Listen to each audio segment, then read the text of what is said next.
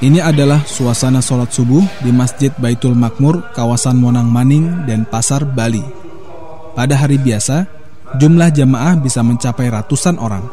Namun, pada hari tertentu, seperti hari-hari di bulan Ramadan, jumlah jamaah sholat subuh di masjid ini bisa mencapai ribuan orang, jauh melebihi jumlah jamaah sholat Jumat.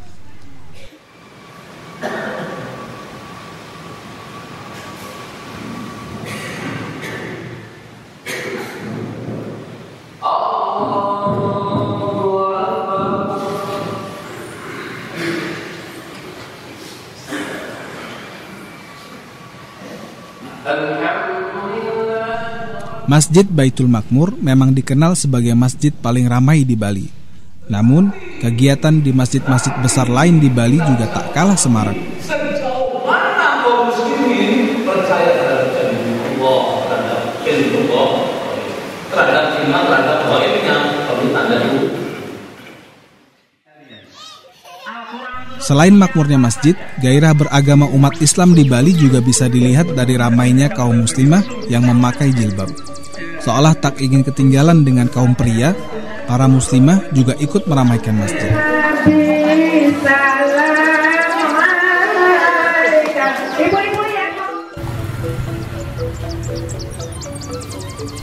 Tak ketinggalan, meski umat Islam adalah minoritas di Pulau Dewata ini, rumah makan halal juga relatif mudah ditemui.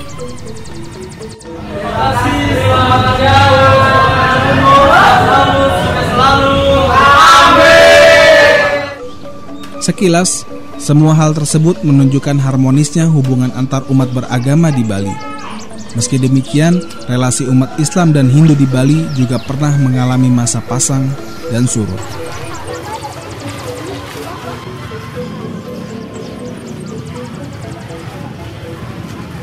Hubungan umat Islam dan Hindu di Bali sempat menegang akibat peristiwa bom Bali yang menewaskan ratusan orang.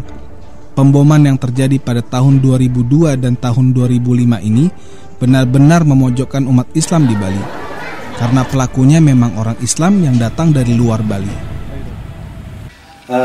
Saya sangat bisa paham kalau beberapa orang, sekali lagi, beberapa orang memandang umat Islam sebagai ancaman di sini misalnya, karena begitu banyak umat Islam yang datang ke Bali bekerja bekerja di Bali yang dianggap banyak dalam tanda petik merampas lahan kerja orang Bali. Saya pikir semua ini bermula dari tuntutan-tuntutan perekonomian seperti itu. Nggak ada persoalan ideologis kalau saya lihat. Itu mulanya, sehingga muncullah kemudian ketidaksukaan, ketidaksenangan, dan ditambah lagi dengan adanya bom Bali 1 dan 2 yang notabene dilakukan oleh umat Islam, siapapun dia, yang saya sendiri juga sangat tidak suka, dan mengatasnamakan Islam lagi. Seberapa dahsyat waktu itu efeknya? Luar biasa dahsyat. Anda kalau ada berada pada saat itu di sini, dan bagaimana ekspresi masyarakat teman-teman saya terhadap Islam itu luar biasa. Seperti apa perubahan itu? Anda tidak akan pernah bisa membayangkan kalau tiba-tiba di jalan orang memakai jilbab diludahi. Seperti itu.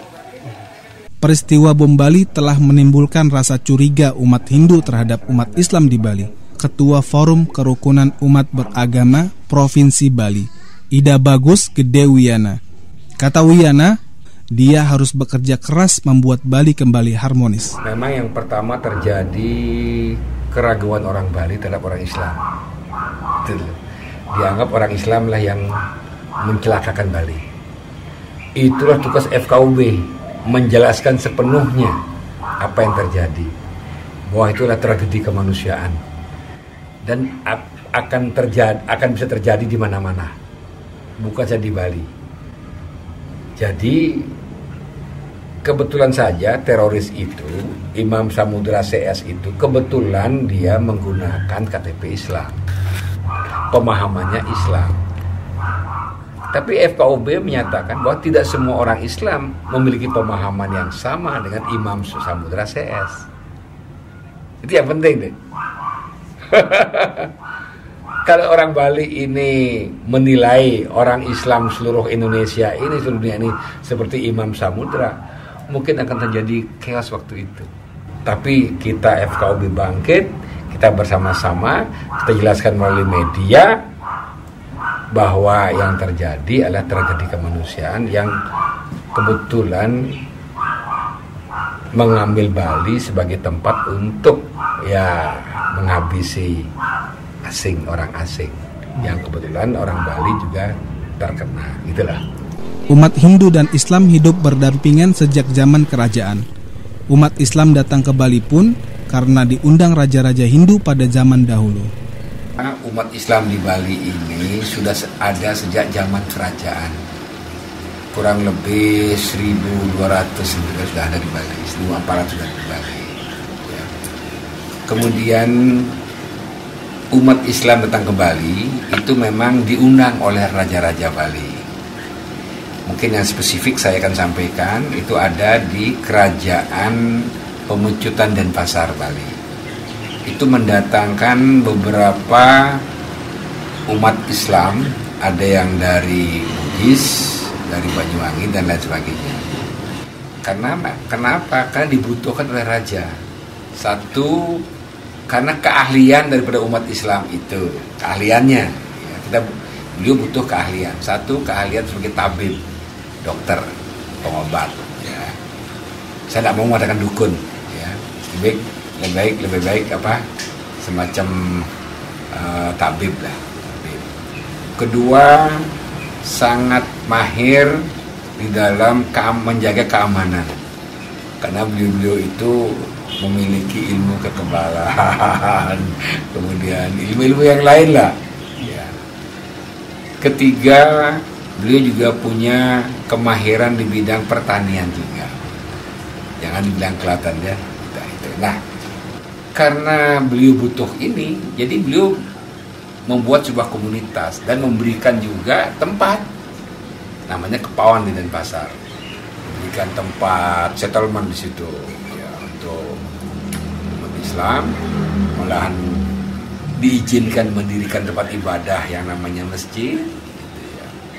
Dan malahan pada waktu naik haji didukung, dibantu. Raja saja pada zaman itu demikian. Nah sekarang kebetulan keturunan beliau di Kerajaan Pemecutan Denpasar ini sampai hari ini di Jakarta Pemecutan tetap akrab betul dan bersaudara betul dengan umat Islam Kepaon itu. Dan ini yang dijadikan contoh oleh umat Islam lain yang ada di Bali ini. Kalau perlu di luar Bali juga. Jadi kekerabatan ini memang dijaga. Kenapa? Ya istilah kita ada simbiose mutualis, saling menerima dan saling memberi, saling menguntungkan. Ya tak? Ini dia kan. Ya. Walaupun dalam bentuk agama yang berbeda. Dan kami umat Hindu diajarkan tidak pernah mengatakan orang lain itu adalah orang lain. Orang lain itu adalah saudara. Nyamo itu adalah keturunan lurus, genealogi. Tapi Braya itu kekerabatan. Nah, kekerabatan inilah kerabat saya di Islam. Nyamo saya nyamo Islam. Gitulah. Dan ini dijaga sampai hari ini. Dan malah nama-nama beliau yang di Pegayaman Singaraja itu menggunakan nama-nama Bali. Kayak tadi, Bapak Ketut, nah, Haji Wayan, ya gitu dah. Ini berarti apa? Beliau tidak haram menggunakan nama Bali yang diidentik Bali itu dengan Hindunya. Ayo. Dan malahan di Kecicang Karangasem dan di Sidemen kalau ada hajatan bersama sama-sama hajatan, cuman umat Islamnya menyembelih kambing, menyembelih ayam, menyembelih sapi atau kerbau. umat Hindunya babi. Dengan sangat senang menyediakan makanan untuk saya. Mereka beli makanan, mereka makan soto babi. Tapi karena mereka tahu saya tidak akan makan babi, maka mereka tidak menyediakan daging babi. Tapi sotonya, kuahnya tetap diberikan kepada saya, seperti itu. Saya terharu terhadap pemahaman mereka.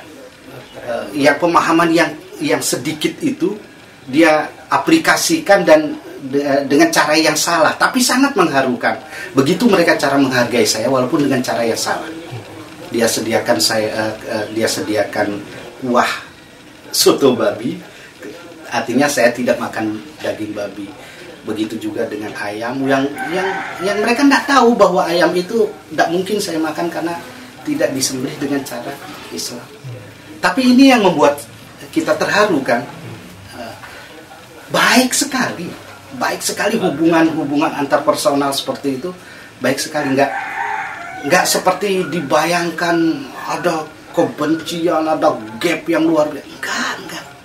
Kami bergaul dengan sangat baik di Bali, sangat baik. Pada kenyataannya, sebagai mayoritas, umat Hindu tak selamanya bisa bersikap toleran terhadap umat beragama lain yang minoritas. Cuman yang kami pikirkan, yang kami agak sedikit miris dalam hal hubungan ini, dalam hal saling menjaga toleransi ini adalah masalah nyepi, di mana kami ini selaku umat Islam yang ada minoritas ini, alhamdulillah kami menuruti, bahkan menghormati perjalanan daripada hari raya itu. Cuman kami juga perlu penghormatan kembali. Kami selaku umat Islam, misalkan mau sholat, kami kebanyakan terutama masjid-masjid yang ada di wilayah ataupun di wilayah Banjar itu sendiri, kami tidak bisa datang ke sana, jalan ke sana, karena mungkin ada larangan untuk tidak boleh keluar dari rumah itu. Dan kewajiban kami selaku umat Islam wajib melaksanakan ibadah sholat terutama di masjid. Sebagaimana yang sudah diberitahukan seperti hari Jumat agar ke masjid berjalan kaki, kita selaku umat Islam sudah jalan kaki. Terus tidak boleh mengeraskan suara, apalagi mengeluarkan suara loudspeaker, itu kita sudah laksanakan. Nah, cuman kami minta untuk mendatangi masjid kami, walaupun bagaimanapun keadaan suasana, entah itu hari raya orang tua, agar pengertiannya mengizinkan kami untuk datang ke masjid untuk sholat. Selama ini diizinkan cuman masing-masing kampung saja. Jadi untuk jadi orang mau datang ke masjid itu, terutama masjid yang berada di lingkungan itu, ada hal kerisihan dalam mendatangi masjid karena harus membawa surat izin keluar rumah. Ke rumah sakit saja, kecuali ke rumah sakit. Kalau ke luar rumah itu harus kita, kalau berjalan kita ditanya mau kemana. Nah, saya mau ke masjid Pak, misalkan seperti itu.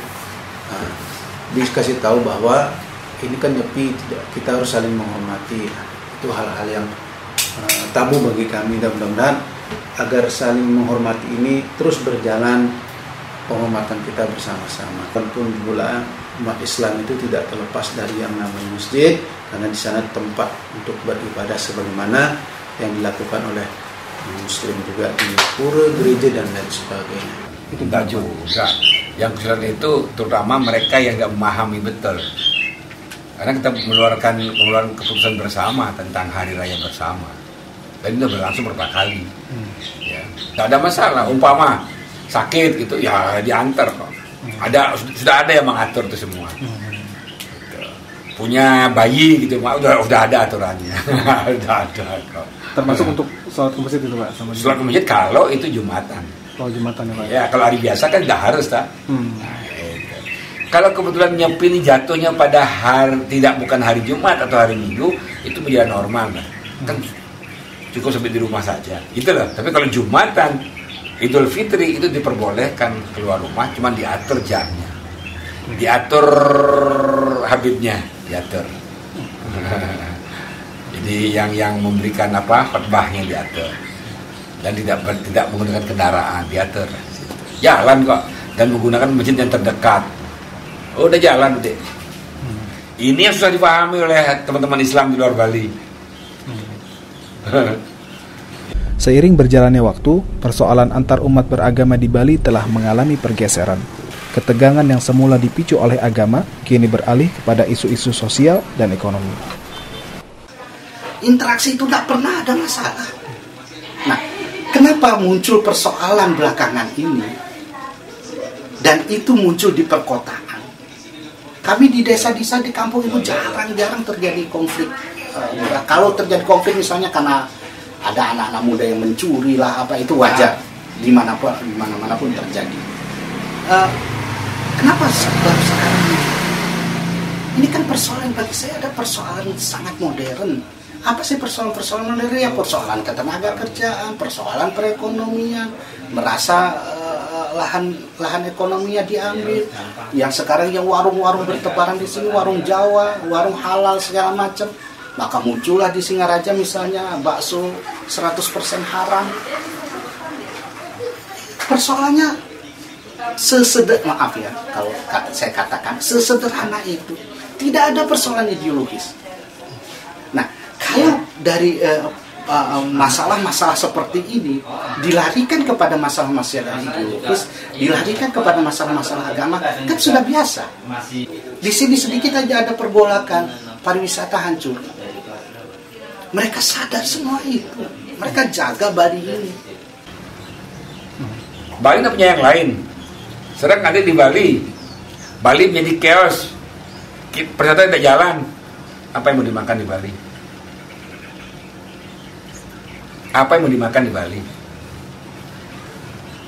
Iya. Bali hancur sekarang. Saya tanya sekarang, agama Hindunya hilang di Bali. Apa betul Bali seperti sekarang ini? Itu pertanyaan saya. Agama Hindu hilang dari Bali. Bali ini hilang agama Hindu. Apakah Bali seperti apa yang kita terima hari ini? Katakanlah Bali jadi Islam, atau jadi Kristen, atau menjadi Katolik. Apakah Bali itu seperti ini sekarang? Saya tidak mau menjawab. Itu fakta kok. Kita harus fair menjawab itu. Bali menjadi ini karena agama Hindunya terjaga dengan baik. Dan jangan coba-coba mengislamkan Bali. Dan jangan mengislamkan Bali. Bikin Bali itu diislamkan, bikin Bali itu dikristenkan, atau yang lain. Itu sama dengan ya menghancurkan tatanan Bali secara keseluruhan. Apakah dengan demikian juga mungkin umat Hindu di Bali juga pengen melegal formalkan aturan-aturan Hindu? Enggak, kalau saya pribadi enggak, seorang udah baik kok. Seperti ini saja. Jadi nggak perlu nggak perlu seperti di Aceh mungkin? Nggak perlu. Malahan saya terus terang secara pribadi nggak perlu Bali menjadi khusus dan lain sebagainya, istimewa, nggak perlu. Terus terang doa diistimewakan kok Bali. Dengan diberikan kita menutup bandara waktu nyepi itu sudah istimewa kok. Dunia sudah mengakui. Apa perlu formal-formalan? Hah? Apa yang diformalkan menjadi semua menjadi dilanggar ayo? Janganlah hanya menjadikan Bali ini untuk batu loncatan, sekadar mencari makan di sini, sementara orientasi pikiranmu tetap di tanah asalmu, entah di mana. Uangnya kamu bawa ke sana untuk membangun rumah sana, sehingga kamu di sini enggan membuat KTP pun kamu enggan. Seperti itu. Jadi orang Bali berpikir dengan cara Bali. Lengkapi identitasmu dengan identitas di Bali. Apa salahnya gitu? Apakah itu bertentangan dengan Islam? Enggak lah. Saya rasa ada yang mesti bisa kita serap dari kebudayaan Bali ini, yang sesuai dengan lingkungannya, yang sesuai dengan alamnya. Dan tentu saja kita buang hal yang tidak sesuai dengan Islam. Apa demarkasinya, Pak? Demarkasi yang harus kita buang?